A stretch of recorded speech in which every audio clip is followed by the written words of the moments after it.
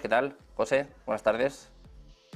¿Qué tal? Muy buenas tardes, ¿cómo estáis? Efectivamente, bueno, más que puede suceder si se celebran elecciones, lo que no quieren es celebrarlas. De hecho, un alto cargo desde el gobierno de Volodymyr Zelensky, desde el propio gobierno de Kiev, lo que ha traducido esta mañana es directamente eso. Si celebramos elecciones en medio de una guerra, perderíamos esa guerra. El secretario, en concreto del Consejo de Seguridad Nacional y Defensa de Ucrania, Oleksiy Danilov, ha dicho en un matinal esta mañana que Ucrania perdería la guerra si el país celebra elecciones durante el conflicto y la campaña electoral entra, ha dicho textualmente, en las trincheras. Es decir, si permitimos que haya injerencias dentro de la campaña electoral, puede suponer un problema importante. De hecho, textualmente ha dicho que puede decir que tan pronto como los agitadores o activistas electorales, que les ha llamado, entren en las trincheras, perderíamos.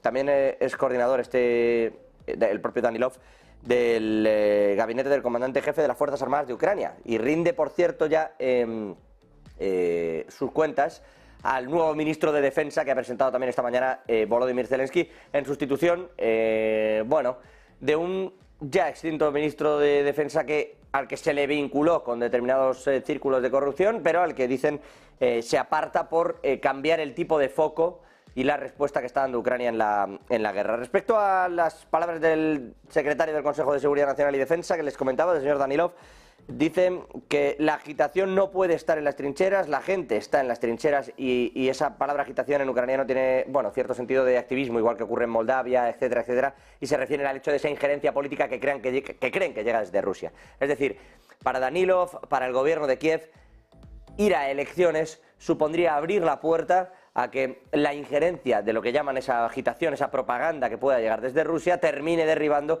el poder que tienen ahora mismo y que unas elecciones podrían retirarles, además de repercutir directamente sobre el conflicto bélico. Así que ha sido claro Danilov, ha dicho que si se va a elecciones, Ucrania pierde la guerra.